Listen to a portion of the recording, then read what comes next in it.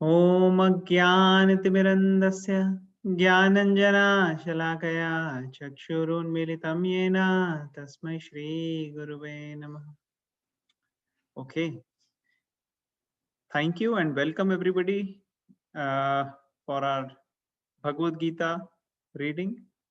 हम second chapter कर रहे हैं. 38 श्लोक हमने कंप्लीट कर लिए. 39th वाला कर रहे थे, हम फिर से 39th शुरू से करेंगे. अभी आज सेकंड पार्ट होगा हमारे डिस्कशन का. एषा ते विहिता सांख्ये एषा ते विहिता सांख्ये बुद्धिर्योगे इमां शृणु. बुद्धिर्योगे त्विमां शृणु.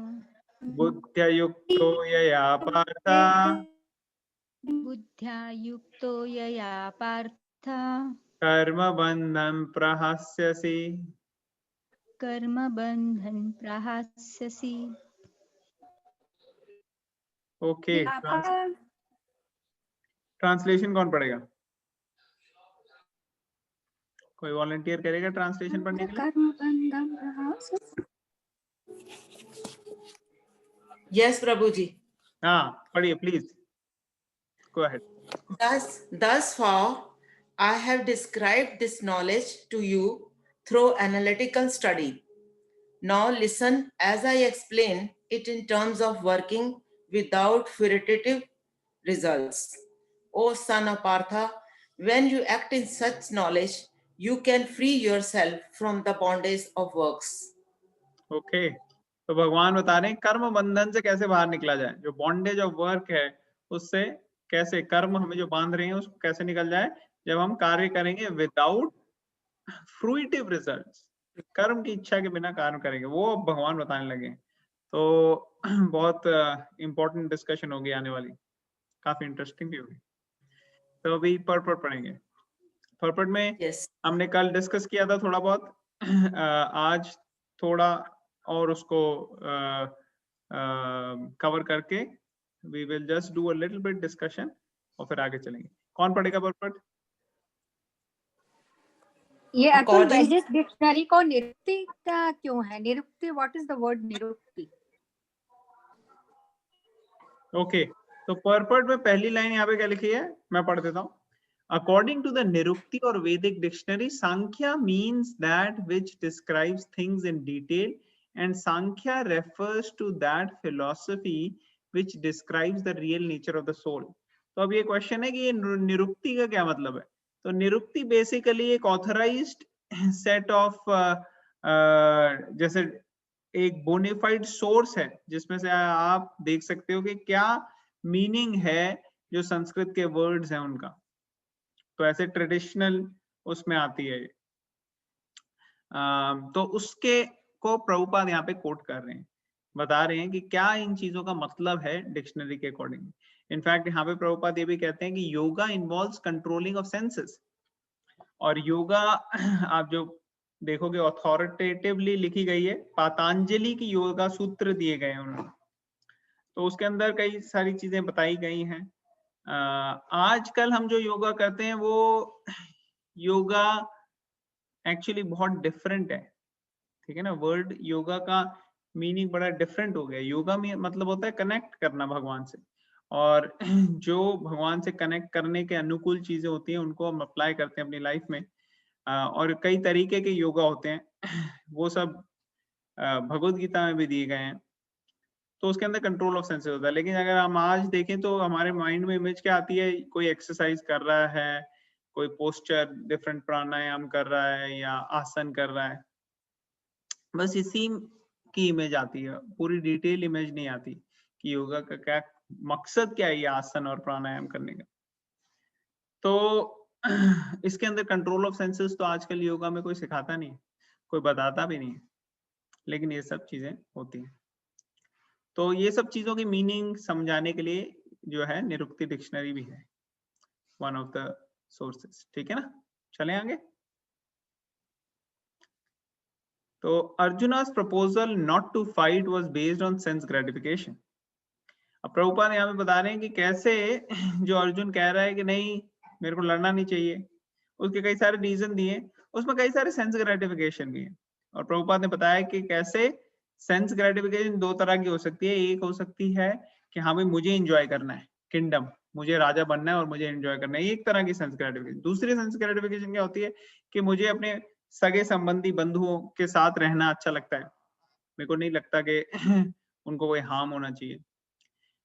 तो इस वजह से क्या करते हैं हम उनके लिए पार्शियल हो जाते हैं, उनकी तरफ तो अच्छे से बिहेव करते हैं और दूसरों की तरफ अच्छे से कई बार बिहेव नहीं करते। अगर आपके पास एक ही लिमिटेड रिसोर्सेज हैं तो आप नेचुरली अपनी फैमिली की तरफ देखोगे कि उनका भला हो पहले। तो ये जो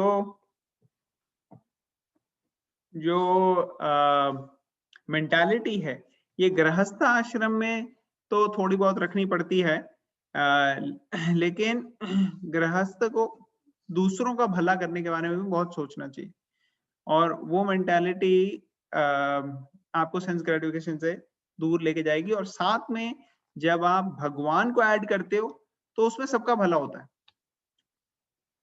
और सन्यासी जो होते हैं वो बेसिकली सारे के सारे समाज को वो अपने परिवार की तरह समझते हैं, समझना चाहिए आइडियल सन्यासी को। तो उनका क्या गोल होता है कि खुद की लाइफ में जो भी सैक्रिफाइस हम करें लेकिन जन कल्याण होना चाहिए, बाकी लोगों का कल्याण होना चाहिए। तो ये होती है एक सन्यासी की का माइंडसेट। और यहाँ पे अर्जुन जो है वो भगवान को पिक्चर से थोड़ा निकाल रहा था। भगवान उसने कृष्णा का पिक्चर में नहीं लिया था जब शुरू में एनालिसिस कर रहा था वो सब चीजों की। तो इसलिए जब हम भगवान को पिक्चर से निकाल देते हैं तो वो सेंस ग्रेटिफिकेशन हो जाती है। उसमें हम अपने आप को खुश रखने की कोशिश करते हैं भगवान से सेपरेट होकर, जो कि हमें सक्सेस नहीं देता, हमारे को एक्चुअली डिफीट देता है। हम कभी खुश हो पाते नहीं है। थोड़ी देर के लिए कुछ थोड़ी बहुत खुशी आएगी, थोड़ा पार्टी कर ली, थोड़ा कुछ खा लिया पी लिया ये कर लिया, लेकिन लॉन्ग लास्टिंग इटर्नल हैप्पीनेस जिससे हम हमारी अनर्थास जो है वो चले जाते हैं। जैसे कई लोग आप देखोगे जो स्पिरिचुअली एडवांस्ड होते हैं वो बड़े काम कंपोज्ड होते हैं हर सिचुएशन में। जितने भी उनकी लाइफ में ट्रबल्स आए, जितने भी रिवर्सल्स आए, वो इतने बिविल्डर नहीं होते। क्यों? क्योंकि वो स्पिरिचुअली एडवांस्ड हैं और वो अंदर से एक खुशी रिलिश कर रहे हैं। तो ये नेचर हो जाती है उस व्यक्ति की जो भगवत गीता की टीचिंग्स को अपनी लाइफ में अप्लाई करता है।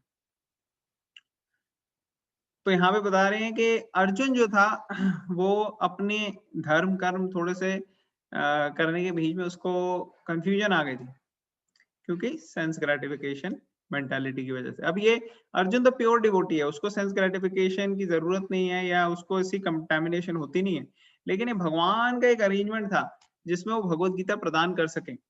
तो उसके लिए अर्जुन को भगवान की योग माया शक्ति ने थोड़ी देर के लिए कंफ्यूज कर दिया था, लेकिन सुनते ही एक बारी में भगवत गीता कुछ ही टाइम में वो बिल्कुल ही was back to his senses कि हाँ भाई मुझे ये करना है। अदरवाइज हमको कई कई साल भगवत गीता पढ़ने में लग जाते हैं फिर भी हम को क्लियर नहीं होता, लेकिन अर्जुन को थोड़े टाइम पे हो गया क्योंकि उसको ऑलरेडी था, बस थोड़ा सा उसको कंफ्यूजन में योग माया पोटेंसी ने डाला था। ओके, तो यहाँ पे मैंने ये पॉइंट क्लियर करना था कि सेंस ग्रेटिफिकेशन कितने किस तरीके से यहाँ पे यूज किया है वर्ड अर्जुन के लिए। Happiness derived from conquering them and happiness derived by seeing kinsmen alive are both in basis of personal sense gratification. ये हमने already discuss कर लिया। Krishna therefore wanted to explain Arjun that by killing the body of his grandfather, he would not be killing the soul proper. And he explained that all individual persons, हाँ ये सब पहले का continuation है कि हम individual रहते हैं, अभी भी हैं, और जब ये एक बॉडी से दूसरी बॉडी में सोल जाती है तभी उसकी इंडिविजुअलिटी बरकरार रहती है। इनफैक्ट कोई लिबरेट भी हो जाता है तो भी उसकी इंडिविजुअलिटी बरकरार रहती है। ओके, आगे चलते हैं। Analytical study of the soul and the body has been very graphically explained by Lord Shri Krishna, and this descriptive knowledge of the soul and the body from different angles of vision has been described here as Sankhya in terms of the Nirukti dictionary. तो सांख्या का meaning कल हमने discuss किया था कि कैसे analysis, किसी चीज को एनालाइज करते हैं ना हम, बड़े डिटेल में जाके उसको ब्रेक डाउन करके देखते हैं एक एक करके, तो वैसे ही एनालिसिस करते हैं मटेरियल एलिमेंट्स का, उसको भी सांख्य फिलॉसफी होती है। और यहाँ पे एनालिसिस उसी का कृष्णा भी एक तरीके से सोल का और पूरे सिचुएशन को एनालाइज करके स्पिरिचुअल लेवल में बता रहे हैं अर्जुन को कि सोल की क्या प्रॉपर्टीज थी और कैसे था। अभी धीरे धीरे सांख्या के बारे में और डिस्कशन होगा। तो सांख्या फिलॉसफी जो डिटेल में श्रीमद् भागवतम में बताइए 3rd कैंटो में, वो एक्चुअली भगवान खुद कपिल मुनि के रूप में आए और उन्होंने दी अपनी माता को, देवहूति को, और वो ऑथोराइज्ड है। लेकिन कई अनऑथोराइज्ड लोग भी हैं, जैसे एक और कपिला है, उन्होंने भी अपनी कोई सांख्या लिखी है लेकिन वो ऑथोराइज्ड नहीं है, और कई बार लोग कंफ्यूज हो जाते हैं, तो हमें वो उससे कंफ्यूज नहीं होना।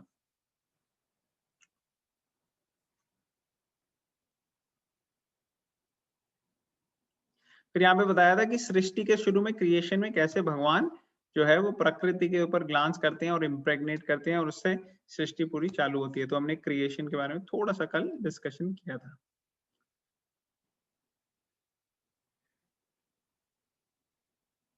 तो यहाँ पे और भी बता रहे हैं कि अर्जुन ने ऑलरेडी भगवान कृष्ण को अपना गुरु मान लिया था। शिष्यस्ते हम शादी माम त्वाम प्रपन्नम, इसलिए भगवान उसको सही रास्ते पे गाइड करने के लिए लेके आ रहे थे।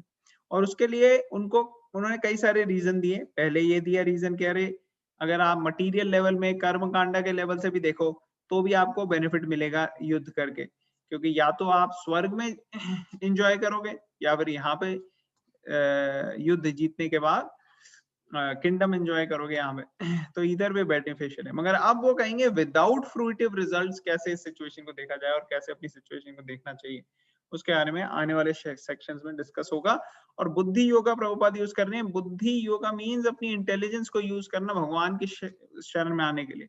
तो 10.10 10वें चैप्टर का 10वां श्लोक जो आएगा आगे, तेषाम सतयुक्तानाम भजताम प्रीति पूर्वकम ददामि बुद्धि योगम तम ये न माम उपयान्ति ते। भगवान बताते हैं कि मैं तुम्हें ऐसी बुद्धि देता हूं जिससे तुम मेरे पास आ सको। ददामि बुद्धि, कब? तेषाम सतयुक्तानाम भजताम प्रीति पूर्वकम। भजता, भगवान को जो भजता है, प्रीति, लविंगली सेवा करता है भगवान की, लविंगली, ऐसे व्यक्ति को भगवान बुद्धि देते हैं कि वो कैसे भगवान के पास आए। और यही पॉइंट यहाँ पे बताया गया है कि कॉम्यूनियन, कनेक्शन भगवान से जो एस्टेब्लिश करता है, ऐसे व्यक्ति को सही मायने में पता लगता है। और ऐसा व्यक्ति विदाउट डिवोशनल सर्विस नहीं कर सकता, क्योंकि भगवान ने भी कहा है भजामि बुद्धि योगम तम, तभी उनको ये नॉलेज मिलती है। ठीक है ना? One who is therefore situated in devotional service.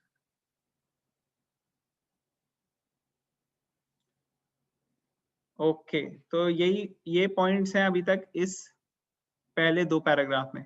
अभी किसी का कोई डाउट तो नहीं है? कोई ये समझ में आ रहा है? मैं समराइज कर रहा हूँ, कल ऑलरेडी डिस्कशन हमारी हो चुकी है इन सब चीजों में। मैं जस्ट क्विकली रिव्यू कर रहा हूँ पॉइंट्स। क्लियर हो रहा है सबको?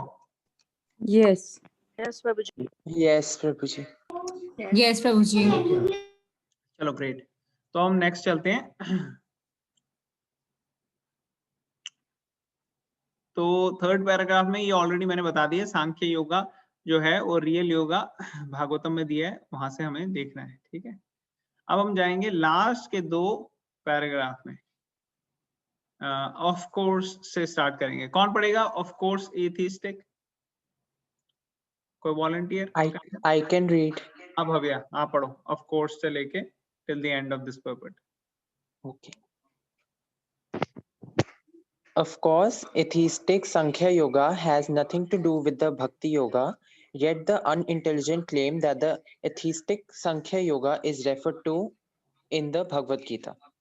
One should therefore understand that Buddhi Yoga means to work in Krishna consciousness in the full bliss and knowledge of devotional service.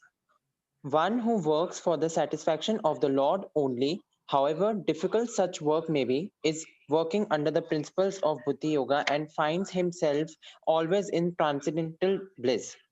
By such transcendental engagement, one achieves all transcendental understandings automatically by the grace of the Lord, and thus his liberation is complete in itself, without his making extraneous endeavors to acquire knowledge. There is much difference between work in Krishna consciousness and work for fruitive, fruit, fruitive results, especially in the matter of sense gratification for achieving results in terms of family or material happiness. Buddhi Yoga is therefore the transcendental quality of the work that we perform. Hare Krishna. Hare Krishna, thank you. क्या भी लिखा है? Of course atheistic Sankhya yoga has nothing to do with bhakti yoga, लेकिन फिर भी क्या करते हैं लोग जो समझ नहीं पाते, ऐसे लोग कंफ्यूज हो जाते हैं, ठीक है? तो वो सोचते हैं कि एथिस्टिक सांख्य दी हुई है भगवत गीता। इसीलिए भगवत गीता की नॉलेज जो है वो ऑथराइज सोर्सेस से लेनी चाहिए, क्योंकि आजकल क्या हो गया है, बड़े सारे लोग जो हैं वो कहते हैं हम भगवत गीता सिखाएंगे। किसी ने कोई 1-2 साल 3 साल का संस्कृत का कोर्स कर लिया तो वो भगवत गीता के ऊपर लिखने लग जाता है, बुक्स लिखने लग जाता है। आज मार्केट में कितनी तरीके की भगवत गीताएं हैं, ठीक है ना? तो लोग क्या करते हैं, वो दिखाना चाहते हैं कि देखो मुझे कितनी नॉलेज है, मेरे को भी संस्कृत आती है। और मैंने पहले भी डिस्कस किया था कि सिर्फ संस्कृत आ जाने से कोई समझ नहीं सकता कि एक्चुअली क्या साइंस मेंशन्ड है उसमें।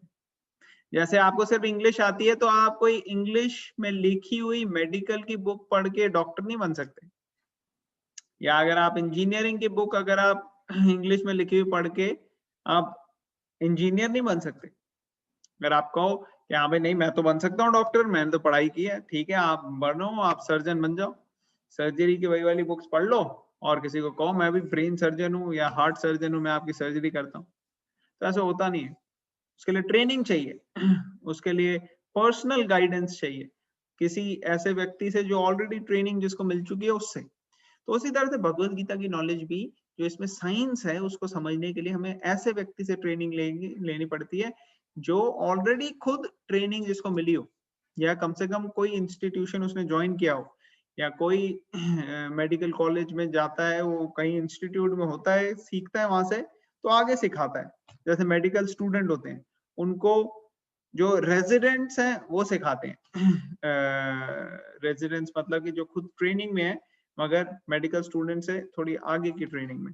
रेजिडेंट्स को फेलोज सिखाते हैं, जो फेलोज हैं उन्होंने ऑलरेडी तो ऐसे एक जो खुद स्टूडेंट है वो दूसरे स्टूडेंट्स को सिखाता है जो उनसे जूनियर है, ऐसे चलता है।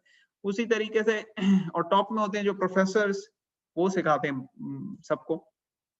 तो उसी तरीके से क्या होता है इस साइंस में भी जो गुरु शिष्य परंपरा में ली जाती है नॉलेज भगवत गीता की, अगर हम वैसे सीखेंगे तो बड़े अच्छे से हमें समझ में आएगी।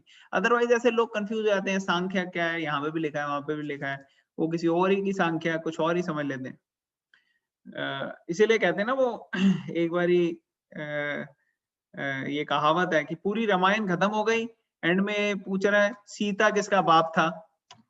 तो यही वाली हालत होती है हमारी, हम पूरी भगवत गीता सुन लेते हैं या कहीं चले जाते हैं इधर उधर सत्संग में और वहां थोड़ी देर सो के यूं आ जाते हैं, फिर हम कह रहे हाँ बड़ा पीस ऑफ माइंड मिला, घर में शांति नहीं थी सोने की, वहां चले गए हम थोड़ा सो के आए। या फिर हम घर में लगा लेते हैं कोई ना कोई चैनल्स में कुछ बोल रहे हैं और फिर हम सबको एक ही कैटेगरी में ले लेते हैं। बट एक्चुअली बड़े सारे लोग जो हैं वो इस चीज को बिजनेस बना के भी अपने पैसे कमा रहे हैं। कई लोग इस चीज को कुछ नहीं इधर उधर से कट कॉपी पेस्ट करके बोल देते हैं। तो हमें ऐसे लोगों के क्या कहते हैं, इसमें नहीं पड़ना चाहिए, ट्रैप में नहीं पड़ना चाहिए कि हम फंस जाएं। और साथ ही साथ हमको सबको एक ही कैटेगरी में मिल लेना चाहिए। हमें थोड़ी सीरियस स्टडी करनी चाहिए भगवत गीता की, एनालाइज करना चाहिए, देखना चाहिए हम जो जो सुन रहे हैं उसमें कई लोग ऐसे हमें मिलेंगे जो जेन्युइनली सही हैं, खुद भी अपनी लाइफ में भी कोशिश कर रहे हैं करने की और काफी अच्छी टीचिंग है। फिर हमें देखना चाहिए कि उन्होंने कहाँ से टीचिंग ली, फिर उन्होंने कहाँ से टीचिंग ली। अगर वो पूरी गुरु शिष्य परंपरा आ रही है, और कहाँ से आनी चाहिए, कृष्णा से आनी चाहिए, कृष्णा ने किसको दी नॉलेज, किसको दी? अब जैसे ये वाली भगवत गीता, इसमें पूरा चार्ट बना हुआ है कि कैसे कौन कौन से गुरु आए थे लाइन में जिनसे नॉलेज यहाँ तक आई प्रभुपाद को, जिन्होंने ये बुक लिखी। उस तरीके से पूरी एक लीनिएज होनी चाहिए आचार्यस की। अगर ऐसी लीनिएज है तो फिर हम कह सकते हैं कि हाँ भाई जो आप कह रहे हो इसका मतलब वो बोनाफाइड हो सकता है। और फिर हमारे को उसको क्रॉस चेक करना चाहिए दूसरे शास्त्रों में से। जैसे यहाँ पे कई सारे बुक्स का रेफरेंस दिया है, जैसे श्रीमद् भागवतम का दिया है, पुराण का दिया है, उपनिषद का दिया है, निरुक्ति डिक्शनरी यहाँ पे बोला है। तो ये अलग अलग सेक्शंस का रेफरेंस देने का मतलब, जैसे हम कभी कोई आप लोगों में से रिसर्च करेगा अगर जो स्टूडेंट्स होते हैं तो वो रिसर्च पेपर जब पब्लिश करते हैं तो उसमें उनको रेफरेंस देना पड़ता है कि किस बेसिस पे आप ये चीज प्रूव करना चाह रहे हो या एक बताना चाह रहे हो। तो फिर वो अलग अलग रेफरेंसेस देते हैं दूसरे बोनाफाइड और एक्सेप्टेबल सोर्सेस का। तो यहाँ पे बिल्कुल इसी तरह से ये भी जर्नल पेपर की तरह लिखा गया है। तो it is a serious study, this is not कि भाई जैसे टाइम पास के लिए किसी ने कुछ भी बोल दिया जो उसको अच्छा लगा, नहीं, ये बिल्कुल डेफिनेट चीजें हैं जो हमारी लाइफ को ट्रांसफॉर्म कर सकती हैं फॉर गुड। समझ में आ रहा है सबको? हाँ जी। तो यहाँ पे बताया गया है कि बुद्धि योगा का मतलब है कि बुद्धि को इस्तेमाल करना भगवान की सेवा में लगने के लिए, और उसको प्रभुपाद कह रहे हैं कृष्णा कॉन्शियसनेस, मतलब conscious of Krishna all the time. हमें कॉन्शियस रहना चाहिए कि भगवान हमें देख रहे हैं। अगर हम कॉन्शियस रहेंगे ना हमेशा, तो हम कभी कोई गलत काम नहीं करेंगे। अब हमारा क्या चक्कर है, हम कॉन्शियस नहीं रह पाते। हमारी इतनी रुचि है गलत काम करने में कि हम कहते हैं अच्छा है तो चलो कॉन्शियस नहीं है हम, तभी हम कर लेते हैं। लेकिन अगर हम कृष्णा कॉन्शियस रहे, भगवान का कॉन्शियस हमारे अंदर हमेशा रहे, तो कोई गलत काम भी नहीं होगा ही नहीं, और प्लस प्यूरिफाइड, शांत, खुश चित्त से रहेंगे। जो भी सिचुएशन आएगी उसको अच्छे से हैंडल कर सकेंगे। और ये आर्टिफिशियली नहीं होगा कि हाँ भाई हमने सोच लिया और आ गया। इसके लिए हमें ट्रेनिंग लेनी पड़ेगी, अपनी माइंड को ट्रेन करना पड़ेगा। और वो ट्रेनिंग होगी जब हम एसोसिएट करेंगे ऐसे लोगों से जो खुद ऐसे पाथ में चल रहे हैं, आएंगे, डिस्कशन करेंगे, रीड करेंगे, मेडिटेट करेंगे। ये सब चीजें से हमारे को और बेनिफिट मिलेगा। और इससे क्या होगा, खुशी मिलेगी, फुल ब्लिस, काफी ब्लिस मिलेगा इससे। और इसको डिवोशनल सर्विस कह रहे हैं। One who works for satisfaction of the Lord only, however difficult such work may be, is working under the principles of bhakti yoga, बुद्धि योगा। कि अगर भगवान की खुशी के लिए अगर कोई कुछ कर रहा है, चाहे कितना भी मुश्किल क्यों ना हो, तो इस चीज को हम कह सकते हैं कि हाँ ये है बुद्धि योग। जैसे अगर एक सही मायने में कोई इंटेलिजेंट लड़का होगा, स्टूडेंट होगा, वो कहेगा कि मेरे को तो भैया पढ़ना ही है और अच्छे नंबर लेके आना है। या कोई स्पोर्ट्स में है तो वो कहेगा मेरे को प्रैक्टिस करना ही है। जैसे ये यानी स्पोर्ट्स स्टार्स आजकल विराट कोहली वगैरह, वो कितने कितने घंटे प्रैक्टिस करते हैं, तब जाके उनको मिलता है। ऐसा नहीं कि प्रैक्टिस में भी उनको बड़ा मजा आ रहा है, कई बार मन नहीं करता उठने का, लेकिन वो एक डिसिप्लिन होता है कि नहीं मुझे करना है। उसी तरह से एक डिवोटी जो होता है उसको डिसिप्लिन है लाइफ में, आज मेरा मन नहीं है, नहीं फिर भी करना ही। तो उससे क्या होता है कि एक रेगुलरिटी, एक डिसिप्लिन रहता है लाइफ में, और डिसिप्लिन से ही सक्सेस मिलती है किसी भी फील्ड में। ठीक है, तो फिर यहाँ पे नेक्स्ट लाइन कह रहे हैं बट सच ट्रांसेंडेंटल एंगेजमेंट। तो ये ट्रांसेंडेंटल वर्ड का क्या मतलब होता है? लिखा ना transcendental bliss, transcendental engagement, one achieves all transcendental understanding. ये ट्रांसेंडेंटल का क्या मतलब होता है, कौन बताएगा?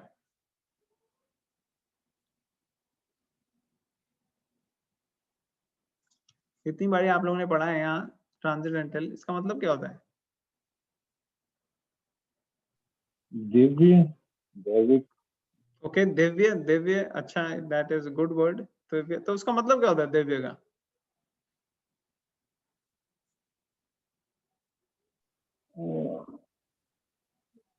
Something extraordinary, something related to Krishna consciousness that gives you special powers. Okay, okay, that is nice. और कौन बताएगा? It's related to spiritual realm types. Okay, very good, that was very good. Okay, और कौन बताएगा? Transcendental का क्या मतलब होता है?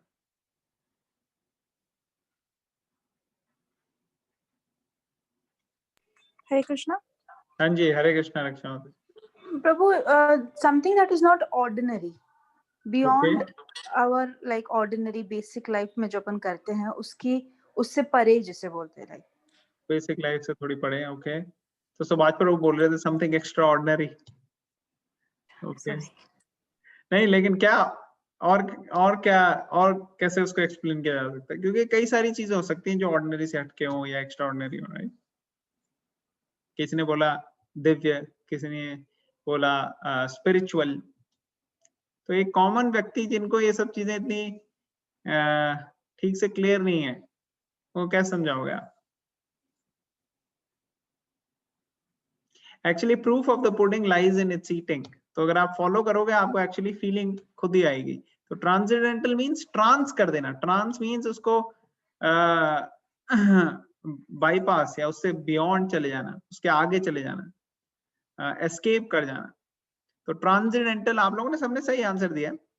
जो 3 गुणा होते हैं, जो 3 मोड्स हैं, वो कंट्रोल करके सबको रखे हुए, ठीक है ना? माया शक्ति ने कंट्रोल करके रखा हुआ है सबको। लेकिन ट्रांसेंडेंटल मींस उसके कंट्रोल से बाहर जाना, भगवान के कंट्रोल में आना, वो है ट्रांसेंडेंटल। ऐसा ब्लिस जो इस धरती के ब्लिस के जैसा नहीं है। जैसे आप लोगों ने कहा ऑर्डिनरी डे हमारे को कितनी चीजों में ब्लिस मिल जाता है, कुछ गुलाब जामुन खाते हैं, रसगुल्ला, रसमलाई, तो उससे भी थोड़ा सा लगता है कि हाँ टेस्ट आया कोई।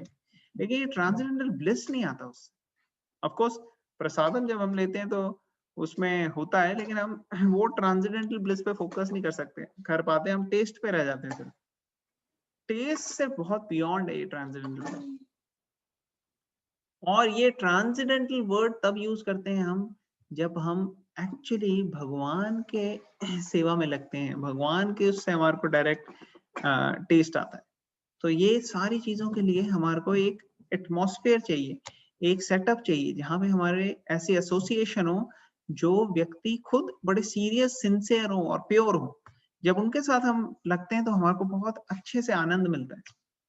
तो ये दिव्य जो एक्सपीरियंस है, जो मटीरियल नहीं है, जो बियॉन्ड मटीरियल है, जो 3 गुणों से परे हैं, उसको हम ट्रांसेंडेंटल कहते हैं, ठीक है? तो ये ट्रांसेंडेंटल एंगेजमेंट जो है ये इससे ट्रांसेंडेंटल ब्लिस आता है,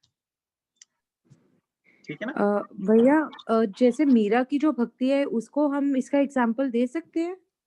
हाँ, बड़े सारे हैं डिवोटीज, तो मीराबाई, तुकाराम, कितने हैं जो भगवान की भक्ति में लगते हैं, ठीक है ना? हाँ जी। आगे चलेंगे हम।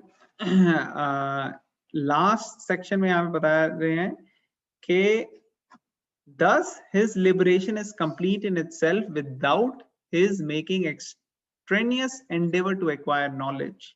तो अगर हम भगवान की भक्ति में लगते हैं तो भगवान, जैसे हम डिस्कस कर रहे थे कि 10th चैप्टर में भगवान बताते हैं कि अगर हम प्रेममयी सेवा करते हैं, भगवान की प्रीति पूर्वक सेवा करते हैं, तो उससे क्या होता है, भगवान बुद्धि देते हैं, भगवान वो नेसेसरी चीज देते हैं जिससे हम भगवान के पास आ सके, और ये सारी नॉलेज हमें ऑटोमेटिकली आएगी।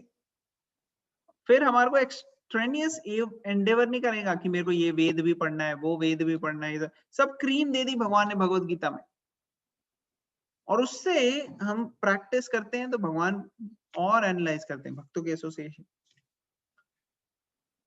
तो ये बहुत इंपॉर्टेंट है कि हम भगवान की सेवा में लगे।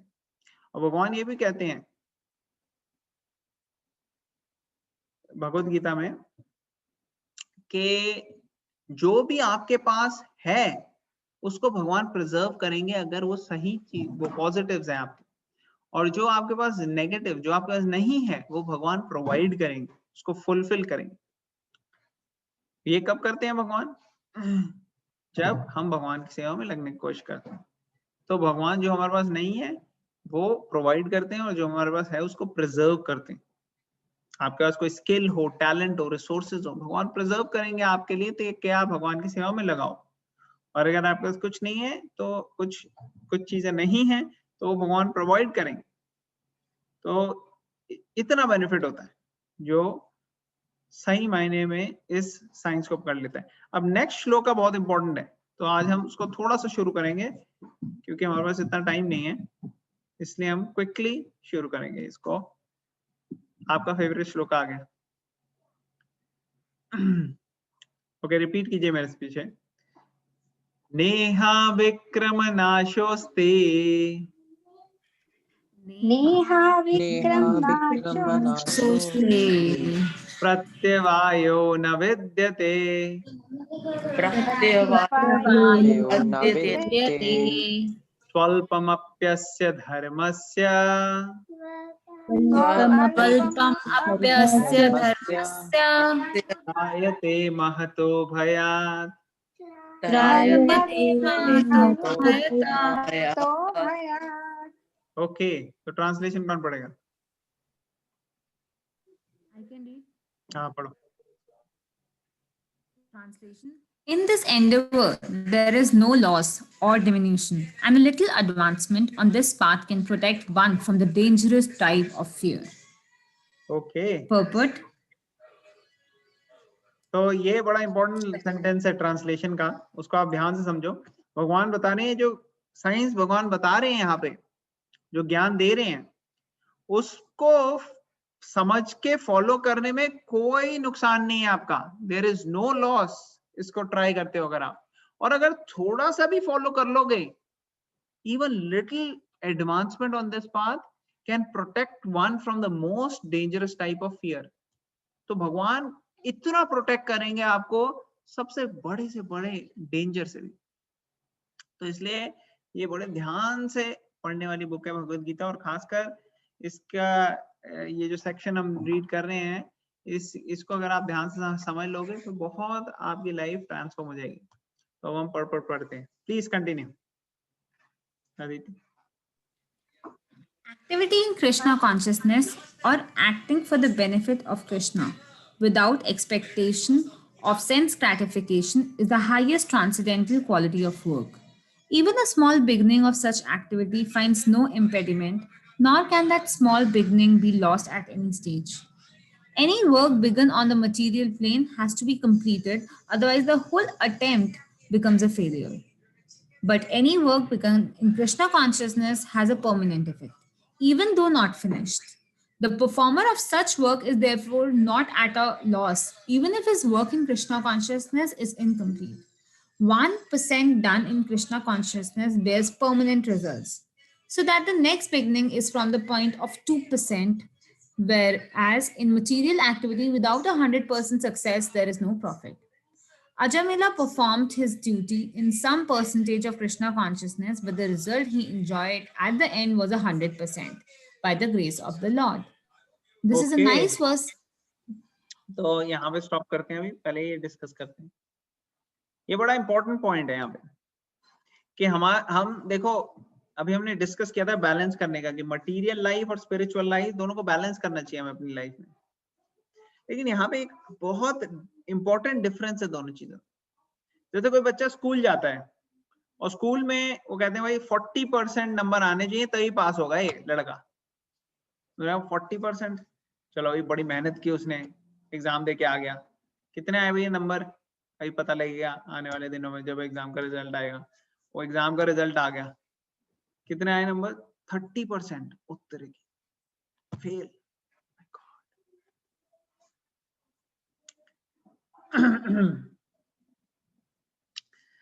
जैसे आप लोगों ने देखा, बड़ी मेहनत करने के बाद बच्चा एग्जाम लिख के आया, 30% नंबर आया सिर्फ। अब उसको कहते हैं दोबारा से देना पड़ेगा, दोबारा से इसको क्लास रिपीट करनी पड़ेगी। उसने क्लास रिपीट करी, अब नेक्स्ट टाइम उसको कहते हैं कि अब इस बार 40% नंबर लाने हैं कम से कम पास होने के लिए, और 40% के लिए उसको फिर से 0 से 40 तक मेहनत करके नंबर लाने। उसको जब पेपर लिखने के लिए बैठता है तो उसके 0 से शुरू होता है फिर से अकाउंट, अब स्पिरिचुअल लाइफ में ऐसा नहीं है। स्पिरिचुअल लाइफ में अगर आपने 30% पे आ गए आप, तो नेक्स्ट टाइम जब आप पेपर लिखने लगोगे तो 30% से ही स्टार्ट करोगे आप, कि 30 तो मैंने उस वक्त कर लिए थे, अब मैं उसके आगे शुरू करूँ। तो कहने का मतलब ये है कि जो भी स्पिरिचुअल एडवांसमेंट आप यहाँ पे थोड़े से छोटी सी लाइफ में हम अपने कर लेते हैं, वो स्पिरिचुअल एडवांसमेंट हमारे साथ हमेशा रहती है, कभी खत्म नहीं होती वो। प्रभुपाद यहाँ पे बता रहे हैं ना, 1% अगर खत्म कर लिया हमने तो 2% से स्टार्ट होता है। तो उसी तरीके से जितनी भी हमको स्पिरिचुअल लाइफ में हम डाल सकते हैं अपनी एनर्जीज, अगर हम वो डालेंगे तो उसका परमानेंट बेनिफिट होगा। मटेरियल लाइफ का परमानेंट बेनिफिट नहीं है। आपने 10 करोड़ रुपए कमाए इस लाइफ में और सेव करके रखे हुए, अब वो आपके साथ नेक्स्ट लाइफ में जब आप फिर से जन्म लोगे तो कोई ये कहेगा नहीं कि हाँ भाई इसके पहले से 10 करोड़ थे, इसको वो साथ जाने चाहिए इसके, या वो इसके साथ रहने चाहिए। नहीं, हो सकता है नेक्स्ट लाइफ में कोई गरीब के घर में जन्म ले और वहां पे कोई पैसे ही ना हो। तो ये जो डायनेमिक्स है यहाँ पे स्पिरिचुअल और मटेरियल कैलकुलेशंस, ये बड़ी इंपॉर्टेंट है। हमें समझना चाहिए कि हमारा मटेरियल बैंक अकाउंट इंपॉर्टेंट है, हमारे पास होना चाहिए पैसे, हमारे को अपने आप को चलाना है, लेकिन स्पिरिचुअल बैंक अकाउंट खाली नहीं रखना हमने। स्पिरिचुअल बैंक अकाउंट में डालते रहने। और स्पिरिचुअल बैंक अकाउंट कैसे भरता है? वो भरता है जितनी हम स्पिरिचुअल एक्टिविटीज करते हैं। यहाँ पे अजामिल का एग्जाम्पल दिया कि अजामिल, हमने एक आध दिन पहले स्टोरी डिस्कस करी थी ना अजामिल की। किसको याद है अजामिल की स्टोरी? कोई है यहाँ पे जिसे याद है? हाँ भाई मुझे याद है। कोई बता सकता है कौन है अजामिल? ओके, मैं हिंट देता हूँ। प्रभुजी। ओके, कितने लोगों को याद नहीं है अजामिल की story?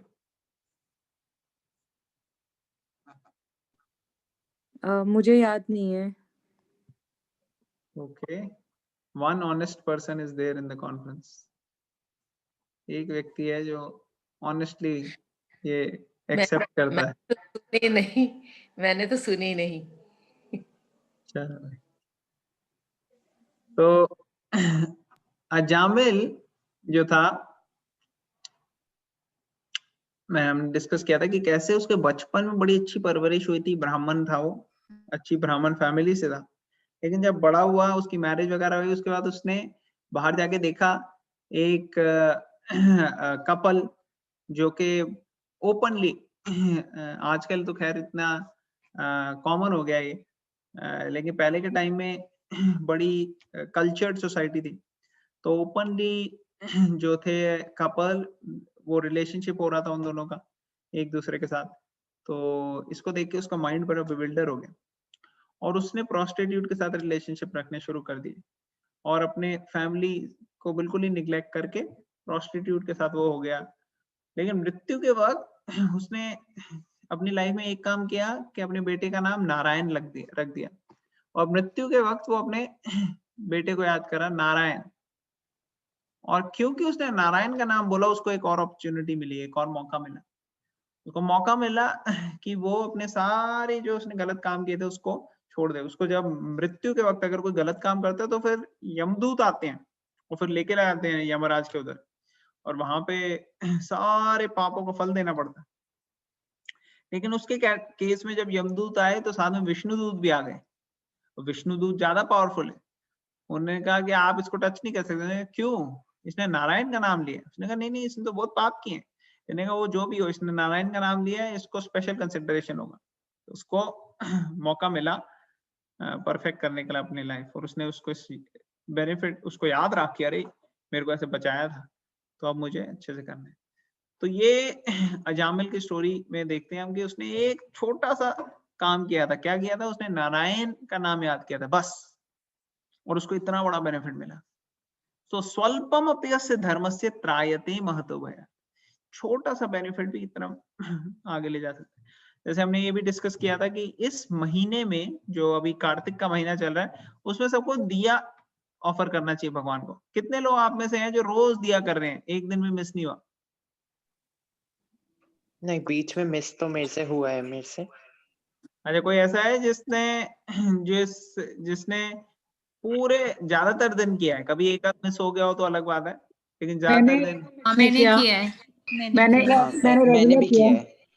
Excellent excellent, very good very good, मैंने भी रोज किया था मुझे। वेरी कोई गुड दिन मिस नहीं हुआ। Very good, keep it up. तो ये बहुत इंपॉर्टेंट है कि हम ऑफर कर रहे हैं। मैं आपको एक स्टोरी सुनाता हूँ। एक बारी एक छोटी सी चुईया थी, और वो चुईया जा रही थी और उसको कुछ खाने के लिए चाहिए था, और उसने एक देखा कुछ ऑरेंज सा कोई ऐसी चीज है वहां सामने, वो भगवान के मंदिर के अंदर ही थी, और वहां पे भगवान के सामने एक दिया पड़ा हुआ था, और दिया एकदम बुझने वाला था हल्का सा, और उसको लगा कुछ खाने के लिए, तो उसने खाने के लिए डाला वहां पे, अपना चुईया ने खाने की कोशिश करी, वो दिया बाहर आया और ब्राइट हो गया। जैसे होता है ना, कभी डूबने लगा तो वो बुझने वाला होता है, और बाहर निकालो उसको ब्राइट हो जाता है, तो ऐसे ब्राइट हो गया, और उसके दांत में फंस गया चुईया के, और वो उछल रही थी यूं यूं, और वो दिया भी यूं यूं उछलने लग गया। तो उसने जो किया उसको भगवान ने एक्सेप्ट किया एज एन आरती, कि भगवान की वो आरती उतार रही है, और उसको आरती करने का क्रेडिट मिल गया, और उस क्रेडिट की बदौलत वो नेक्स्ट लाइफ में एक प्रिंसेस बनी, क्वीन प्रिंसेस, और फिर उसने अपनी लाइफ को परफेक्ट किया और वो भगवान के घर चली। तो ये जो है एग्जाम्पल्स ये बताते हैं कि ये एक छोटी सी भी भगवान की सेवा में, कोई डिवोशनल सर्विस में हम एक्शन करते हैं तो उसका कितना बेनिफिट मिलता है। यहाँ ये श्लोका में पढ़ता हूं, त्यक्त्वा स्वधर्मं चरणाम्बुजं हरे, भजन्न पाक्वो अथा पते ततो यदि, यत्राक्व वा भद्रम् अभूतमुष्य किं, को वार्थ आप्तो अभजताम स्वधर्मता। अब यहाँ पे क्या है इसका मतलब, if someone gives up his occupational duties and works in Krishna consciousness and then falls down on account of not completing his work, what loss is there on his part? तो यहाँ पे अगर कोई ऑक्यूपेशनल ड्यूटी उसका कोई समाज में कोई उसका कार्य है, लेकिन अगर वो उसको छोड़ के भगवान की सेवा में लग जाता है, जैसे कई बार सन्यासी हम देखते हैं, वो लोग अपना घर परिवार उसको त्यागना पड़ता है उनको, और वो सन्यास लेते हैं और बड़े स्ट्रिक्ट ऑस्टियर लाइफ जीते हैं जन कल्याण के लिए, बाकियों के कल्याण के लिए। तो ऐसे व्यक्ति जो भगवान की सेवा में लगे हैं सन्यास लेने के बाद, एक्चुअली उनका कोई नुकसान नहीं है, वो मार्गदर्शन कर रहे हैं पूरे आने वाले जनरेशंस का। तो ऐसे व्यक्ति जो होते हैं उनको देयर इज नो लॉस और डिमिनिशन, ऐसे लिखा है यहाँ पे। And what can one gain if one performs, और अगर कोई दूसरा व्यक्ति है वो अपने पूरी मटेरियल ड्यूटीज अच्छे से कर रहा है, जॉब कर रहा है, सब कुछ कर रहा है, तो भी उसको इतना बेनिफिट नहीं मिलेगा चाहे वो सब चीजें परफेक्टली क्यों ना करें। और यहाँ पे एक और एग्जांपल दिया है क्रिश्चियंस, बाइबल वगैरह में से दिया है। Christians say, what profiteth a man if he gain the whole world yet suffer the loss of his eternal soul? तो जैसे जीसस क्राइस्ट या बाइबल में बता रहे हैं कि आपको पूरी दुनिया मिल जाए, लेकिन अगर आप अपनी आत्मा को ही त्याग दो, मतलब बेसिकली जो सोल की प्रॉपर्टीज, नॉलेज, उसकी जो नीड्स हैं, जो स्पिरिचुअल नीड्स हैं, उसको ही छोड़ दो आप, तो क्या बेनिफिट हुआ। तो कहने का मतलब ये है कि स्पिरिचुअल लाइफ को बैलेंस करके रखना बड़ा जरूरी है मटेरियल लाइफ के साथ। अगर सिर्फ मटेरियल लाइफ चलती रहेगी और स्पिरिचुअल लाइफ निग्लेक्ट हो जाएगी तो हमारी सोल अनसेटिस्फाइड होगी, और नेक्स्ट लाइफ जो आने वाले लाइफ है उसमें बहुत प्रॉब्लम्स आएंगी हमें।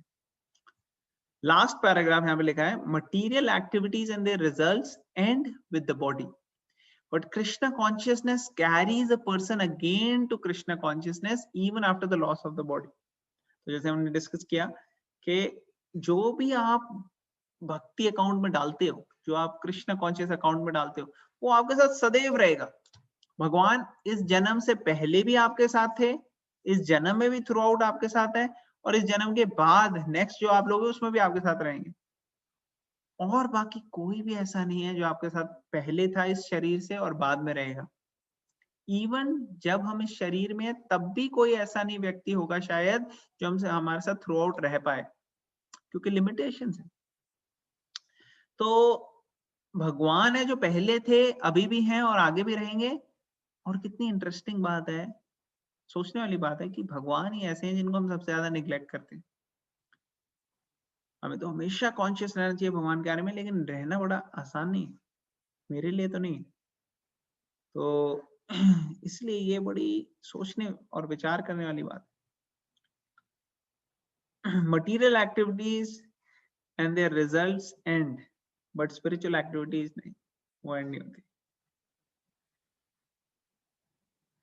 तो इसलिए जितना हम स्पिरिचुअल एक्टिविटीज अभी कर लें और फिर नेक्स्ट लाइफ में और अच्छी अपॉर्चुनिटी मिलती है। जैसे आप कई बार देखते हो, कई लोगों को बचपन से ही बड़े स्पिरिचुअली एडवांस्ड होते हैं। कैसे होते हैं? क्योंकि उन्होंने पिछली लाइफ में बहुत ऑलरेडी करी है प्रैक्टिस, तो उनके लिए बड़ा आसान रहता है। और ऐसे व्यक्ति को भगवान भगवद गीता में बता रहे हैं कि अगर हम अच्छे से करते हैं तो नेक्स्ट लाइफ हमें ब्राह्मण और वैष्णव के घर मिलेगी, जो कि स्पिरिचुअली बहुत एडवांस्ड हो, और या फिर कोई रिच फैमिली में मिलेगी, एरिस्टोक्रेटिक फैमिली में, जहां पे हमारी बॉडीली नीड्स के लिए इनफ सफिशिएंट रिसोर्सेज हो और हम अपना टाइम स्पिरिचुअल लाइफ में और ज्यादा लगा सकें। That is the unique quality of the work done in Krishna consciousness. इसलिए भक्ति जो है कृष्णा कॉन्शियसनेस बड़ी यूनिक है। तो हमें एक्चुअली बड़ा ग्रेटफुल होना चाहिए। आज अमेरिका में थैंक्स गिविंग है। थैंक्स गिविंग मीन्स इनके जो भी मतलब हो, लेकिन हम ले सकते हैं spiritual perspective also. Thanks giving means being grateful, बहुत ग्रेटफुल, ग्रैटिट्यूड एक्सप्रेस कर सकते हैं हम भगवान को इस दिन पे। कितनी चीजें ऐसी हैं हमारे पास जो कई लोगों के पास नहीं होती। हमें ह्यूमन बॉडी मिली, हमें ह्यूमन बॉडी में भी सारे भगवान की दया से सारे बॉडी के ऑर्गन्स सही सलामत है। हमारे पास ये अपॉर्चुनिटी के हैं कि हम इतनी अच्छी स्पिरिचुअल साइंस, भगवत गीता की साइंस को समझ लें। कई लोगों को पता ही नहीं लगता पूरी लाइफ में कि भगवत गीता है। कई ऐसे अमेरिकन और बाकी व्यक्ति हैं, उनके साथ आप शेयर करो और उनको थोड़ा स्पिरिचुअल इंक्लिनेशन हो जाए, वो तो बहुत ज्यादा कृतज्ञ फील करते हैं, बहुत ग्रैटिट्यूड फील करते हैं कि अरे आपने हमारी इतनी हेल्प की। क्योंकि भगवत गीता की नॉलेज जब एक बार ही हमारे को पता लग जाती है कैसे है क्या है और हम समझने लगते हैं, फिर इसके डीप जाके हमारे को कई सारे ज्वेल्स मिलते हैं भगवत गीता को, जो हमारी लाइफ को एकदम सप्लाइम स्मूथ कर देते हैं। तो थैंक्स गिविंग के दिन हमें देखना चाहिए हमारी लाइफ में क्या क्या चीजें हम भगवान को थैंक कर सकते हैं जिसके लिए। और वो ग्रैटिट्यूड जर्नल कई लोग बनाते हैं, हर रोज वो उस जर्नल में लिखते हैं कि thank you God, thank you. और सिर्फ भगवान के लिए नहीं, सब लोग जो भी कनेक्टेड है, उनके फैमिली मेंबर्स, फ्रेंड्स, एनिमीज, सबको थैंक करते हैं कि भाई आप thank you. Of course enemies जो स्पिरिचुअली एडवांस होते हैं वो किसी को अपना एनिमी नहीं समझते, चाहे दूसरे लोग उनको एनिमी समझे, लेकिन वो किसी को एनिमी नहीं समझते। उनके लिए सब भगवान के पार्ट और पार्सल है। तो ऐसी कॉन्शियसनेस में वो अपना जीवन व्यतीत करते हैं। तो थोड़ा स्टेप भी अगर आप स्पिरिचुअल लाइफ में लोगे तो उससे बहुत बेनिफिट मिलेगा। ये एसेंशियल मैसेज है इस श्लोक का। हम यहाँ पे स्टॉप करते हैं। किसी का कोई क्वेश्चन, कमेंट या कोई पॉइंट है तो अभी हम ले सकते हैं।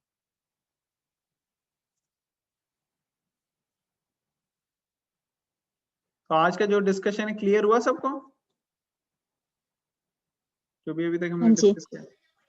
यस। हाँ जी। Yes yes. ओके, कोई कमेंट्स, क्वेश्चंस, कोई पॉइंट्स हैं अगर किसी के तो बता दिए। अभी हम I ले सकते really हैं। love this comparison of Krishna consciousness and material activities. This actually makes a lot of sense. Yeah. Thank you. Yes, that is true. ये बहुत important aspect है। Hare Krishna Prabhu ji. हाँ जी, हरे कृष्ण माता जी।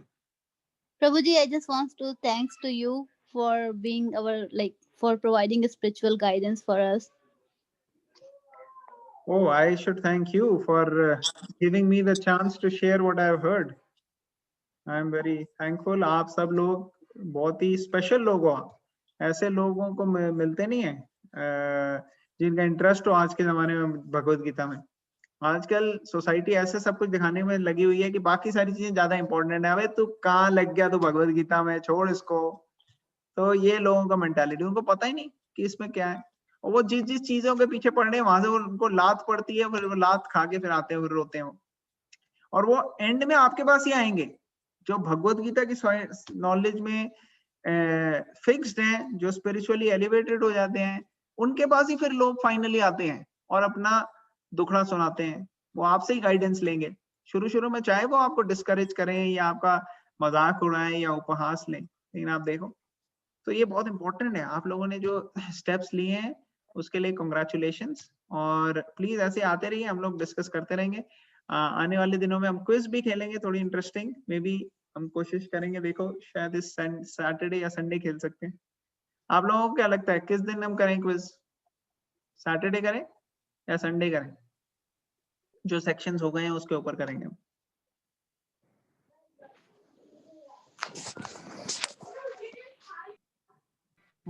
Sunday, Monday को कर सकते हैं या संडे। What about Saturday? या सैटरडे इज आल्सो फाइन।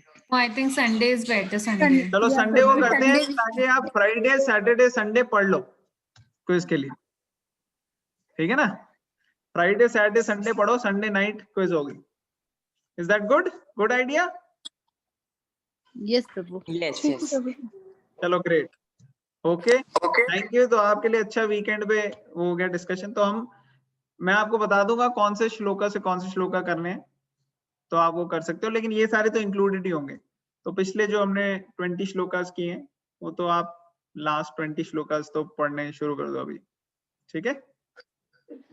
आजकल रिकॉर्डिंग ना, मेरा नेट नहीं चल रहा बिल्कुल भी। Okay, I will share the recording.